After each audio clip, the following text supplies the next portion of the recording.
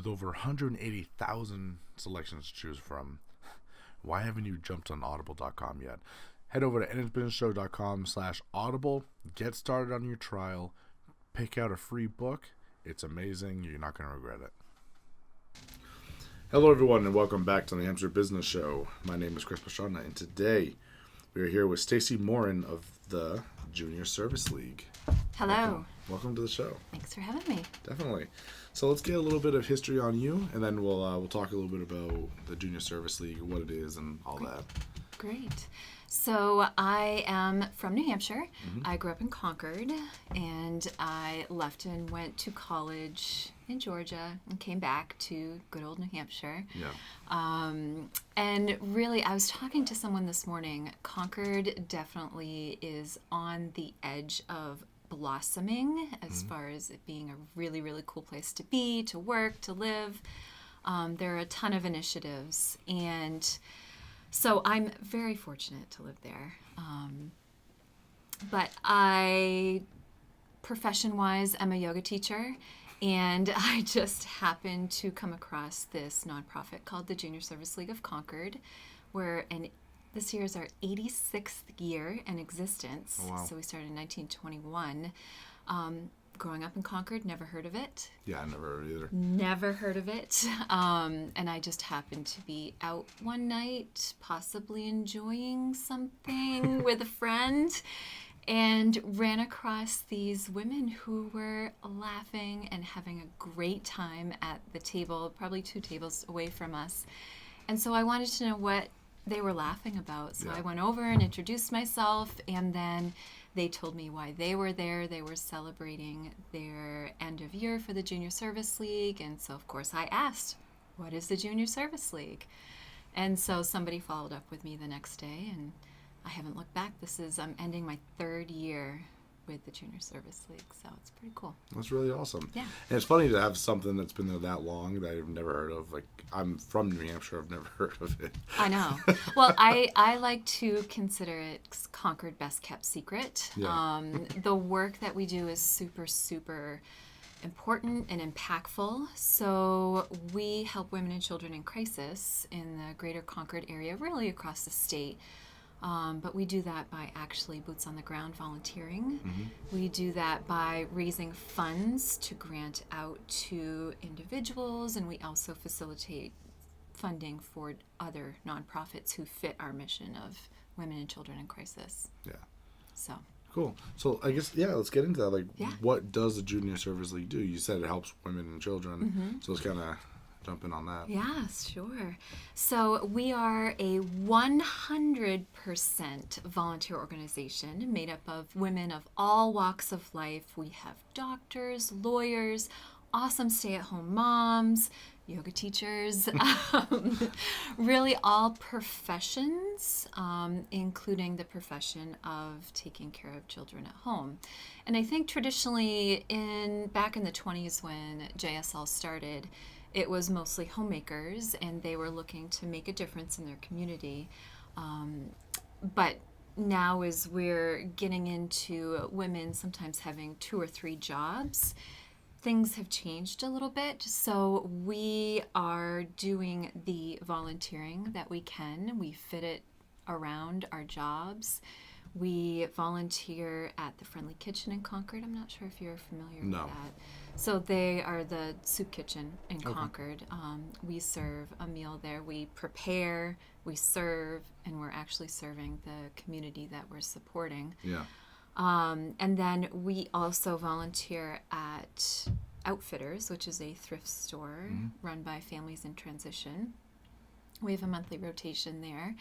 And just this past Saturday, we were able to paint a hallway at Friends of Forgotten Children in Pennacook. It's technically in Concord, but so we love to do volunteer projects like that. Well, I think we're going to be helping out at Future in Sight, their 5K walk for the blind that they're having coming up in June, but we really try to do a lot. And then we have typically 2 large fundraisers a year.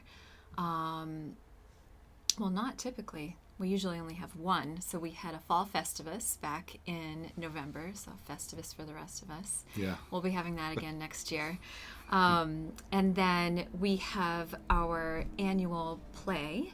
So the Junior Service League alumni and active members act, and they put on a play. They rehearse from January up until the play, so March, twice a week, and they put on a play for school kids who would like to come and view live theater. So that is something that we've done, I would say, at least 20 years.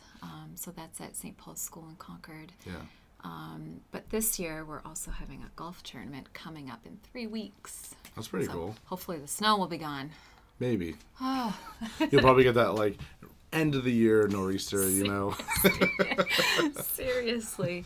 So this year we've gotten over $75,000 in grant requests. Oh, wow. Which is mind-blowing. The past 2 years that I've been involved, we've probably received less than 20 grand in grant requests. Yeah. So I would say that there is a large need out there in our community. And fortunately for groups like us who are helping to support the community, it takes a lot of the burden off the cities Yeah. that would normally be funding these programs. So Yeah. I'm pretty proud of what we're able to Yeah. do. Yeah. Yeah. I have a deep passion for that because I mean you probably haven't watched all my episodes, but when I have the politicians on, we tend to get political when it comes to taxes. But what you do is like exactly what I tell people that needs to be done, and that's get down into the community where you don't have to strip taxes from people to have a huge impact on the community from Yes. giving and support and volunteering, and that's where real I can't even remember the word, but compassion is. Yes. Yeah. Yes, and it truly is. All of our members are, like I said, 100% volunteers. Yeah. We don't have staff. There's an executive board of directors that are voted in each year, and they do a ton. So each year we have each member volunteer at least 60 hours. In our community, whether that being boots on the ground or doing the behind the scenes, like planning this golf tournament that's coming up, or actually going through the bags of clothes at Outfitters. So all of that can count towards that 60 hours. I'm guessing that we have well over 5,000 hours in community service from our members this year. Wow. Yeah, it's pretty impactful. Yeah. Yeah, it's really very cool. Yeah, so that's it in a nutshell. That's good. So let's get into all that a little bit because that's, like I said, that's really cool. Now, I don't know if we ever actually touched on this, but you said women in crisis. Now, what categorizes as in that area? So when someone approaches us for a grant, typically we grant out all of our monies in June. But throughout the year, we accept emergency grants. So far this year, back in the fall, I had a nurse at a practitioner's office contact me, and she had a woman who just got diagnosed with cancer. They only expected her to live another 2 weeks. Yeah. She's the main breadwinner for her and her husband, and her insurance wasn't paid up, so she couldn't have that end-of-life care. Yeah. So we were able to pay both her insurance, her backlog on her insurance, and pay their electric bill. Oh, wow. So things like that is what we do. That's truly a family in crisis. It's a woman in crisis. We've also granted out to 2 additional families who unfortunately had their houses burned down. Oh, wow. So try to give them a little bit of support there to get the essentials that they need and to actually get back on their feet. So that's what we love to do, is to grant out to individuals, but we also love to support our other community nonprofits too. So Yeah, like I said, that's really good. I like that. Yeah. Now that you're explaining kind of what you're looking for as far as crisis, Yes. I can see it a little better. Yeah, Yeah. pretty good. Yeah. So okay, I'm going to do a quick break for the sponsors, and then I'm going to get right back into this. Okay, so everyone hold right back. Hold right back. That's weird. Hold right on. If you're not technically savvy when it comes to the internet, starting and running a business can be a little tricky. So if you have a website and it's just not quite working, you have no idea how to fix it. You don't know about SEO. You don't know about all the things that make it tick. Head over to nhbusinessshow.com/ZimVentures and have Rob help you out. He's doing a fantastic job on my website. It's coming along fantastically. Hopefully the next few weeks, I should be able to launch. So I'm really excited. Everything's going great. He's helping me in places that I have no idea, because even though I spend so much time on the computer, it has to do on pre-built sites where I know very little about how to build these things. So if you're like me, you need help, you don't know where to go, head over to nhbusinessshow.com/ZimVentures and get the help you need, because sometimes doing it by yourself is just not going to cut it. Like I said, I really like this. Is really cool. Do you guys have problems finding volunteers, or is it like people just generally willing to give?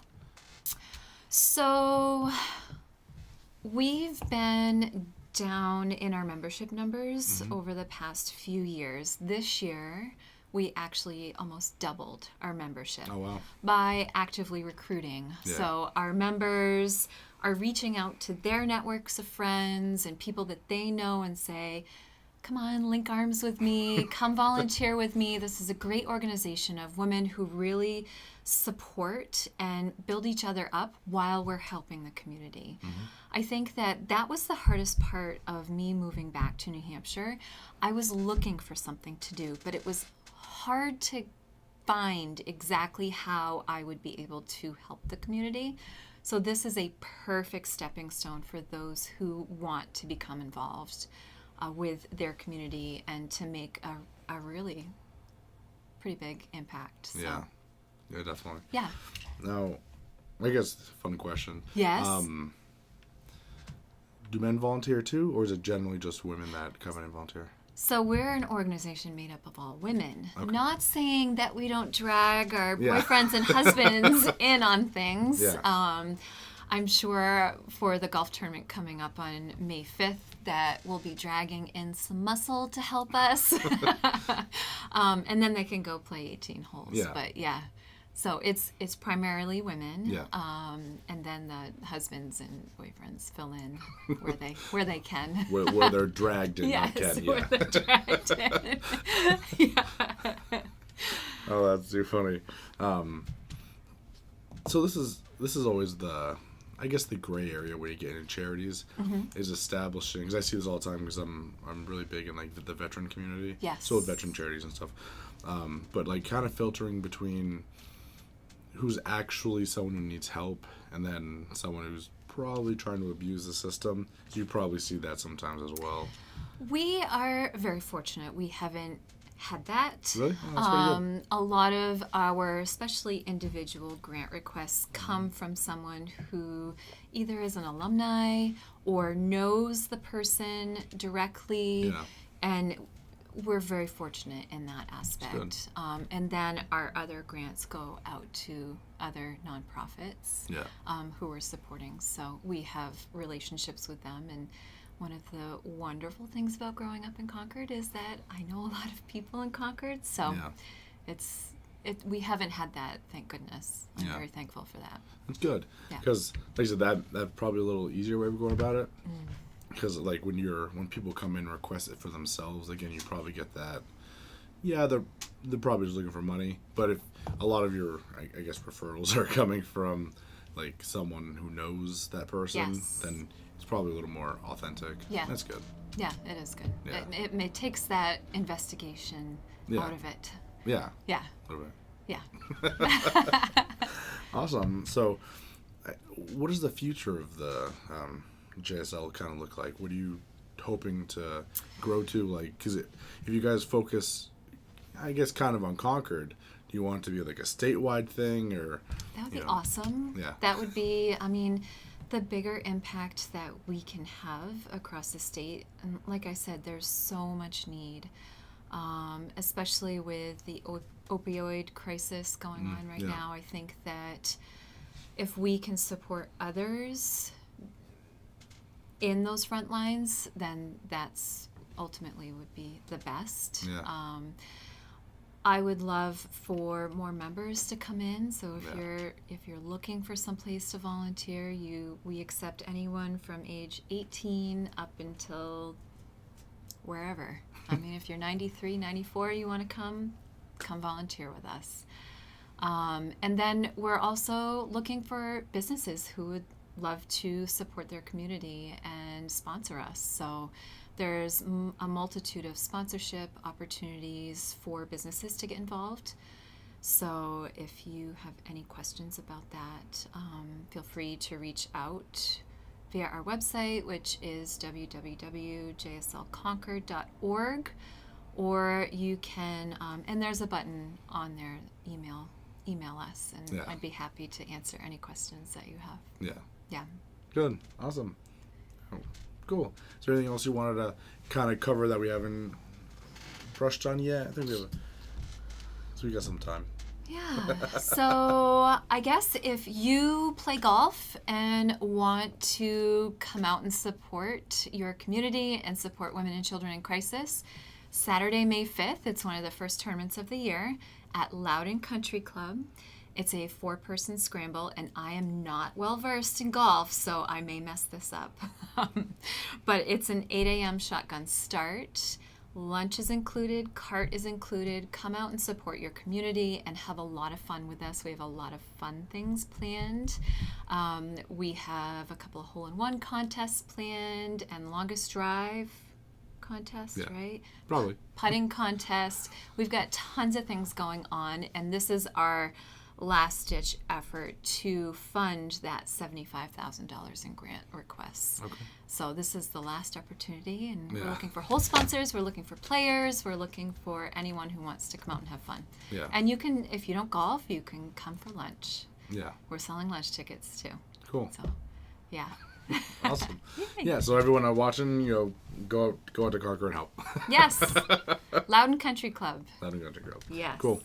Awesome. So I think we covered generally how to get in touch with you. Was there any other avenues? I don't think so. And just reach out. We're on Facebook.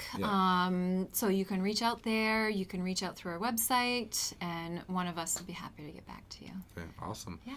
Thank you so much for joining me on the show Thank and you. talking about the JSL, because I had never heard of them before. Yay. Yeah, but now we have. It's good. Yes. Yeah, definitely. All right. Thank you. Definitely. Thank you guys so much for watching. I hope you get out there and help as much as you can. It's definitely appreciated. So until next time, we're going to roll out with a word from our sponsors here, and then everyone be good. Self-authoring is exactly what it sounds like. You are looking into your future, and you are creating who you want to become. And it's extremely important to be doing this, because if you don't, you go off into any direction. So head over to NHBusinessShow.com/self-author and get started.